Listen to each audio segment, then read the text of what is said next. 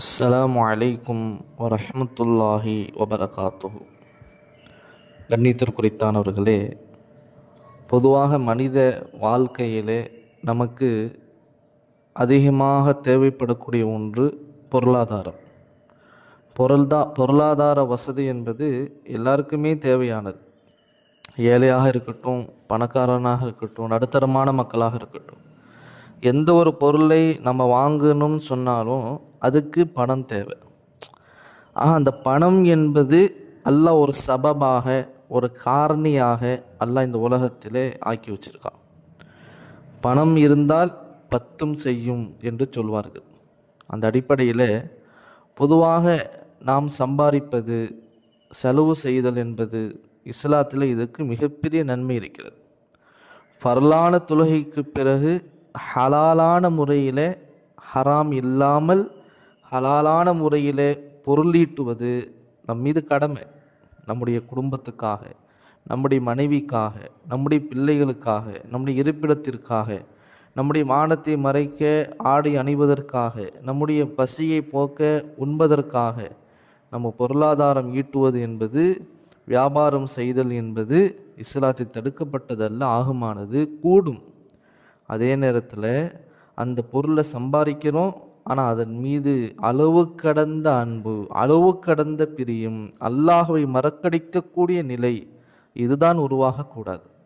பொருளை கொண்டு அது நமக்கு பிரயோஜனம் இருக்கத்தான் செய்யுது, பணத்தை கொண்டு நமக்கு பலன் இருக்கத்தான் செய்யுது, பணம் நமக்கு அவசியம்தான்.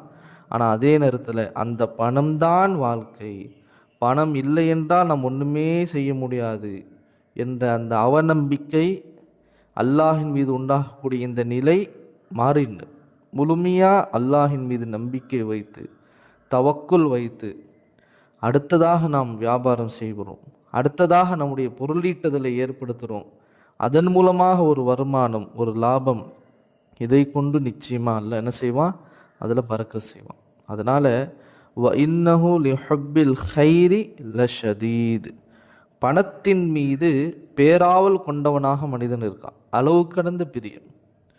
அல்லாஹ் எதை தடுக்கிறான், பணத்தை சம்பாதிக்கக்கூடாதுன்னு சொல்லி அல்லாஹ் தடுக்கல, மாறாக பணத்தின் மீது அளவு கடந்த பிரியம் இருக்கக்கூடாது. அல்லாஹ்வை மறக்கடிக்கக்கூடியதாக நம்முடைய பணம் ஆகிடக்கூடாது. அல்லாஹுடைய ரசூலுடைய அந்த வாழ்க்கையை வாழ்வதை விட்டும் மறக்கடிக்கக்கூடிய ஒன்றாக இந்த பணம் இருக்கக்கூடாது. ஜஅலல்லாஹு லக்கும் கியாமா, இந்த பணத்தை, செல்வத்தை அல்லாஹ் நம்முடைய வாழ்வாதாரத்துக்கு ஒரு ஆணிவேராக, ஒரு அஸ்திவாரமாக அல்லாஹ் நமக்கு ஆக்கி வச்சிருக்கிறான். கண்ணியத்திற்குரித்தானவர்களே, அந்த ஏழ்மையிலிருந்து பாதுகாப்பு பெற்று செழிப்போடு வாழ்வதற்கு நம்ம விரியப்படலை, அல்லாஹ்வே இந்த உலகத்தை நம்முடைய காலடியில் கொண்டு தருவான். எதன் மூலம்? சையதுனா ஆதம் அலைஹிஸ்ஸலாத்து வஸ்ஸலாம் அன்னவர்கள் அல்லாஹ்விடத்தில் தோபா செஞ்சாங்க, அல்லாஹ்விடத்தில் அழுதாங்க. காபத்துல்லாவை 7 சுற்றுகள் சுற்றி விட்டு ஒரு துவா செஞ்சாங்க.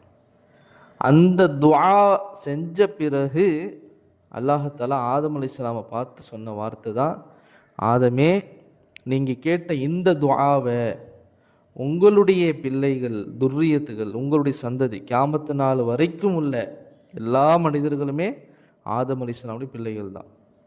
அப்படி யாராவது கேட்டாங்கன்னு சொன்னால் அவர்களுடைய பாவங்களையும் நான் மன்னிப்பேன், அவருடைய கவலைகளை நான் போக்குவேன், அவங்களுடைய கண்ணுக்கு முன்னால் இருக்கக்கூடிய அந்த வறுமையை விட்டும் நான் அகற்றிடுவேன். கண்ணுக்கு முன்னாடி வறுமையான அந்த நிலை தென்படாது, அல்லாஹ் அகற்றிடுவான். சொல்லிட்டு அல்லாஹ் சொன்னான், வஜாஅத்துஹு துன்யா வஹிய ராகிமத்துன் வ இன் கான லா யுரீதுஹா, அவன் பிரியப்படலைன்னு சொன்னாலும் இந்த உலகம் அவனுடைய காலடியில் இழிவடைந்த நிலையில் கிடைக்கும். இந்த உலகமே நமக்கு வந்துடும். எப்பொழுது? இந்த துஆக்களை நம்ம பேணுதலாக ஓதும்போது. ஆதம் அலைஹிஸ்ஸலாம் அல்லாஹ்ட்ட கேட்டதுவா, அல்லாஹ் சொன்னா, ஆதமே, நான் உன்னை மன்னித்து விட்டேன். கண்ணியத்தில் குறித்தானவர்களே, இந்த துஆவை இப்போ நம்ம சொல்ல போகிறோம்.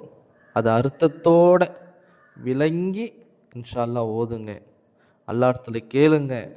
அல்லாஹ் இந்த உலக காரியங்களை நமக்கு லேசாக்கி கொடுப்பான், எல்லாமே நமக்கு கிடைக்கும். காலடியில் வந்து விழும்.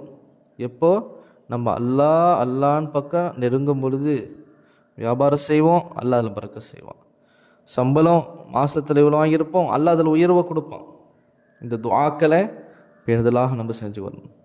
அல்லாஹும்ம இன்னக தஅலமு சிர்ரி வ அலானியதி ஃபக்பல் மஅதிரதி வ தஅலமு ஹாஜதி ஃபஅதினி சுஉலி வ தஅலமு மா ஃபி நஃப்ஸி ஃபக்ஃபிர் லி ذுனூபி அல்லாஹும்ம இன்னி அஸ்அலுக ஈமானை யுபாஷிரு கல்பி ويقينا صادقا حتى أعلم أنه لا يصيبني إلا ما كتبت لي ورلم بما قسمت لي يا ذا الجلال والإكرام.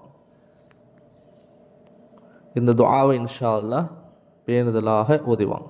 அல்லாஹும்ம யா அல்லாஹ், இன்னக நிச்சயமாக நீ, தஅலமு அறிபவனாக இருக்கிறாய், சிர்ரி என்னுடைய ரகசியத்தையும், வ அலானியத்தி என்னுடைய வெளிரங்கத்தையும், ஃபக்பல் மஅதிரத்தி என்னுடைய இந்த குறையை நீ ஏற்றுக்கொள், என்னுடைய மன்னிப்பை என்னுடைய காரணத்தை ஏற்றுக்கொள், வ தஅலமு ஹாஜத்தி எனக்கு என்ன தேவை என்பதை நீ அறியக்கூடியவனாக இருக்கிறாய், ஃபஅதினி சுஉலி நான் கேட்டதை எனக்குடைய அல்லாஹ், வ தஅலமு மா ஃபி நஃப்ஸி என் உள்ளத்தில் உள்ளதை அறிபவனாக நீ இருக்கிறாய், ஃபக்ஃபிர் லி ذுனூபி என் பாவங்களை மன்னிச்சிரு.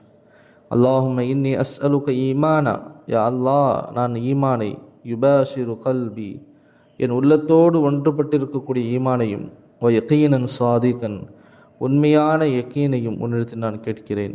எப்படிப்பட்ட யகீன்? ஹத்தா அலம அன்னஹு லா யுசீபுனி இல்லா மா கதப்தலி எதை நீ எனக்கு எழுதினாயோ விதியாக அதுதான் என்னை வந்தடையும். ஒரு இளம் இமா கசம் தலி எனக்கு எதை நீ கொடுத்திருக்கிறாயோ பங்காக உன்னுடைய ரிசுக்காக அதை பொருந்தி கொள்ளக்கூடிய பாக்கியத்தை தருவாயாக. யாதல் ஜலாலி விழுக்கிறாம் சங்கைக்கும் கண்ணித்து குறித்தானவனே யா அல்லாஹ் அப்படின்னு சொல்லி இந்த துஆவை இன்ஷா அல்லாஹ் பேணுதலாக ஓதுங்கள். அல்லாஹ் நமக்கு இந்த உலகத்தை நம்முடைய காலடியில் போடுவான் இன்ஷா அல்லாஹ்.